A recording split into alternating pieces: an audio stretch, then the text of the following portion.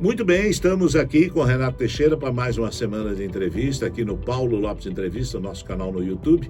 E a gente falou muito de carga pesada, aliás, o papo foi muito em cima do que o Renato fez de composição. Eu quero agora conversar com o homem Renato Teixeira. Renato, as dores da vida vão deixando suas marcas em nós, né? Feridas saram, mas ficam as cicatrizes. Toda vez que você olha a cicatriz, você lembra de uma das feridas que ficaram. Partiram tantos barcos, tantos amigos, tantas pessoas. Eu já chorei em tanto cais, né? Então, a grande verdade é que nós temos mais ou menos a mesma idade. Eu e o Renato temos mais ou menos a mesma idade. Você é mais criança que eu. Eu sou um pouquinho mais novo que ele.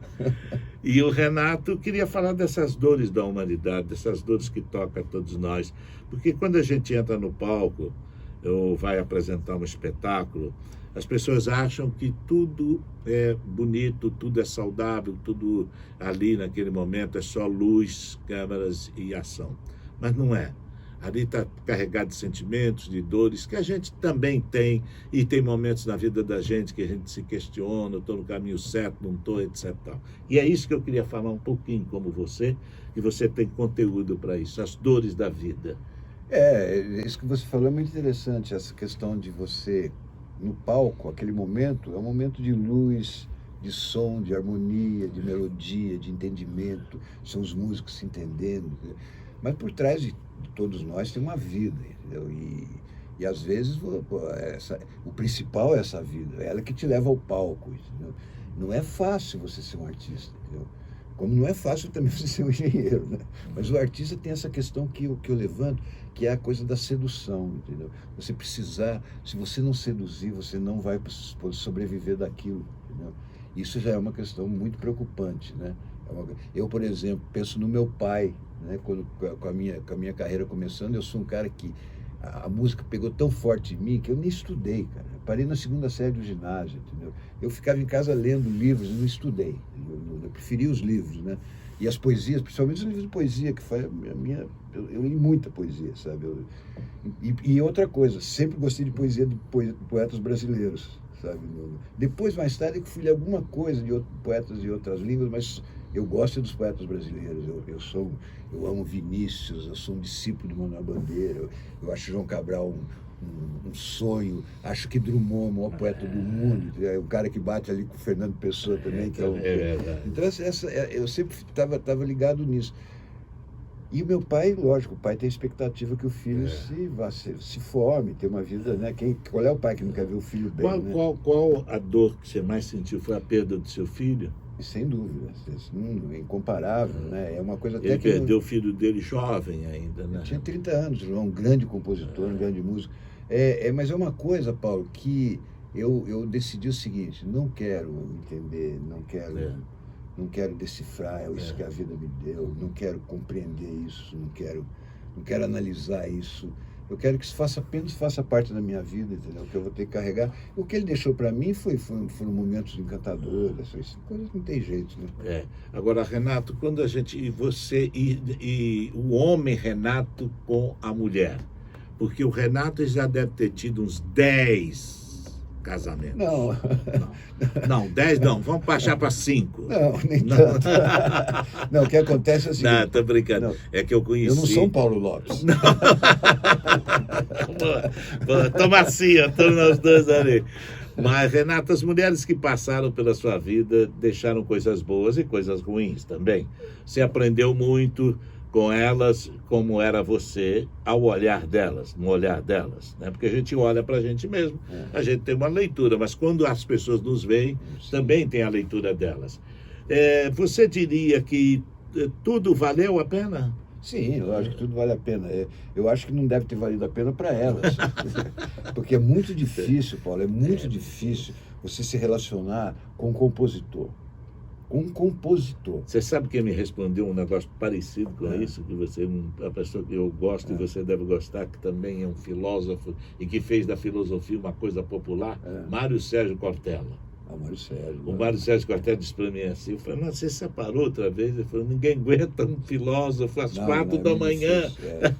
É muito difícil, sabe por quê? Porque a nossa profissão é bem introspectiva, a gente sente muitas coisas ao mesmo tempo, a própria insegurança da carreira, sabe? Do direito autoral nunca foi uma coisa muito... Só para você sentir, eu tinha Romaria, já não tinha Tocando em Frente, mas tinha Romaria, Amora, Cavalo Bravo, Frete, Amanheceu, Eu Peguei a Viola, tinha todas essas músicas, e eu ia tocar, tinha 4, 5 pessoas, cara.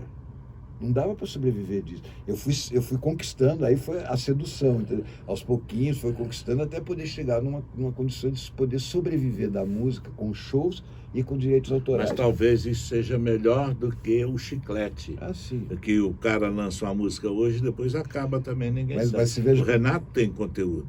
Daqui a 20 anos as músicas do Renato estão aí. Ele tem uma obra, chama-se Obra. Eu tenho uma história ótima. Mas não sai do papo que eu falei das relações humanas. Não, hein? Relações humanas, tratando relações humanas. Eu com o seu Luiz Gonzaga. Ele abre um show para ele, lá na cidade do Eduardo Araújo. Lá em Minas. Joaíma. Aí abri um show para o seu Luiz. Aí quando tô saindo do palco, ele tá no camarim, na coxinha, ele vira para mim e fala assim, eu encerrei com Romaria, que estava fazendo muito sucesso na época, né? Ele virou e falou assim, cantou sua Asa Branca, né, seu Teixeira? Quando ele falou isso, e São Luís para mim era um mito, uma coisa... A minha relação com o São Luís naquele momento, em Joaíma, eu ainda vou fazer um filme contando tudo que aconteceu naquele dia, naqueles 4, 5 dias que ficamos juntos, porque ele me escolheu para fazer poesia, e começou a poetizar para cima de mim. Entendeu? E ele virou para mim e falou assim, cantou sua Asa Branca, eu falei, ele está tirando sarro da minha cara, sabe? Porque o meu cálculo era que Romaria ia fazer sucesso e depois ela ia, como as outras, ia para o arquivo, né? Ele falou assim, eu falei, pô, seu Luiz, o senhor não está comparando a minha música com a sua, né? O senhor está tirando sarro da minha cara. Ele tinha dito isso sorrindo, ele fechou a cara.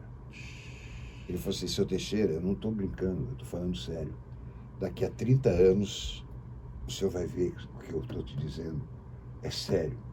O senhor fez uma música que deu sorte, cara. Ele falou, isso é sorte, cara.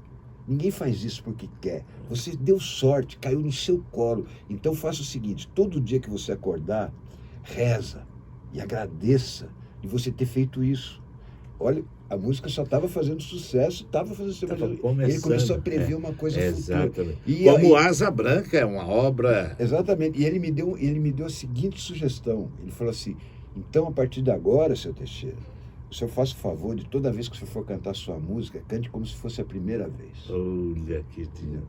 E até hoje esse grande mestre da música carimbou a minha música. Se eu cantar Romaria aqui agora, eu vou lembrar do seu Luiz. Renato. E outra coisinha só, mais um detalhezinho gostoso. Eu descobri que os Teixeira, essa concentração de músicos que tinham lá tudo, expande para o Rio de Janeiro, tá? Que é de onde vieram os Teixeira. Todos telegrafistas.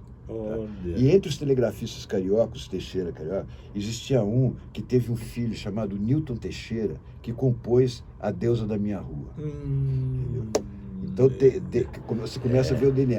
E eu comecei como você começa a perceber pela testa dos caras, entendeu? Os Teixeira tem uma testa assim. E um dia desse eu abri uma foto do Humberto Teixeira, e ele tem a mesma testa dos Teixeira. Olha! Eu tô querendo saber se Romaria e Asa Branca são primos. São primos.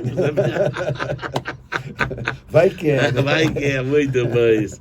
Renato, nós somos um pouco das pessoas que passam pela nossa vida, né? Um mosaico de pessoas muito, né? Que vão deixando suas marcas, etc.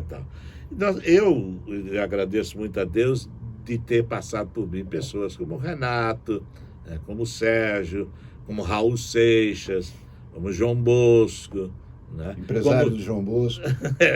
Foi o primeiro empresário do João.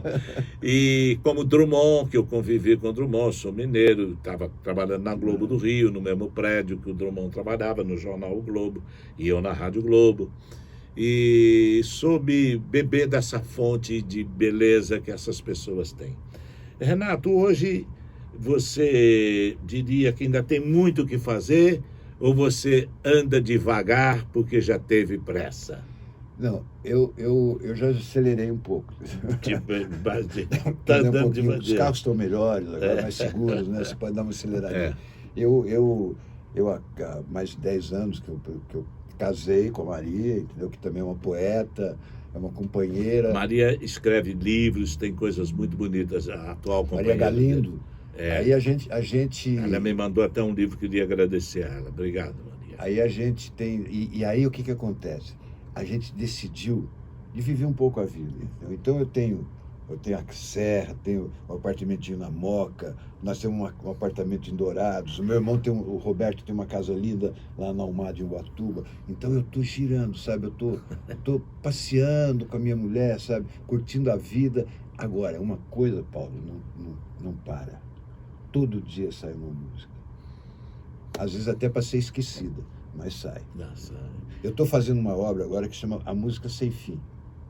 Que todo dia eu faço um verso para ela. É sempre a mesma melodia que eu vou repetindo o verso.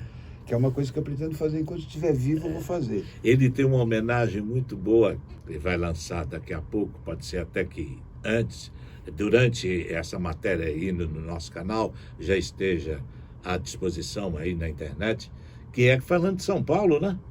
Pois é, e aquela música ficou lindo. Sous le ciel de Paris, que é uma música no ano 51, de um compositor francês, que é...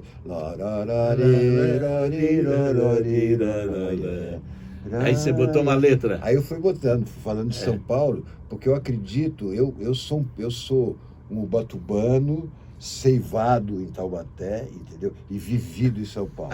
Ceivado é bom. Ceivado completamente por aquela cidade. Aí eu acho que São Paulo agora, nessa fase que virá em breve, quando a gente tiver controlado a pandemia, a gente vai ter uma cidade diferente. Uma cidade com menos trânsito, menos poluída. Menos inchado. Porque as pessoas começam a trabalhar em casa, a escola vai um pouco para casa, as empresas começam com essa coisa de você não precisa mais ir na loja, a loja vai em você, delivery, essas coisas, a cidade vai acalmar. E aí o que vai surgir dessa calmaria é uma cidade, a melhor cidade do Brasil. Ela pode não ser a mais bonita, porque ninguém pode ser mais bonita. Não pode existir uma cidade mais bonita que Rio de Janeiro. Não pode, não existe. Não existe. Agora, mas a cidade o mais arquiteto do universo fez o Rio com aquelas montanhas misturadas. Agora, a cidade mais encantadora desse país é São Paulo, em breve. Renato, estamos chegando ao final dessa nossa entrevista com o Renato Teixeira, a quem eu agradeço a presteza, a gentileza, nesses momentos difíceis de pandemia. Só para fechar, bem explícito, bem cirúrgico o seu comentário. A humanidade muda depois dessa pandemia ou a humanidade pode piorar depois dessa pandemia ou a humanidade vai continuar a mesma? Eu cito exemplo, no nosso meio, a nossa tecnologia era analógica, passou a ser digital. O que operava o analógico não opera o digital. Vai haver sim uma grande transformação, acho que umas 2 ou 3 gerações, para que essa transformação aconteça para um mundo realmente melhor. Não tenho dúvida que a humanidade vai vencer, porque esse é o nosso destino. E eu acredito que lá na frente, Paulo, vai continuar existindo gente que nem Paulo Lopes, que apoia os artistas, como você fez comigo a vida toda. Eu quero aproveitar o momento para te agradecer essa força que você sempre me deu. E o meu amor pelo rádio, pelos radialistas, eu fui descoberto pelo grande Walter Silva Pica-Pau, entendeu? Então eu amo vocês, sou um radialista antes de mais nada. Muito obrigado a todos, grande Renato Teixeira, a você também, um grande abraço e boa tarde para todos e boa tarde meu pai, minha mãe, onde quer que vocês estejam.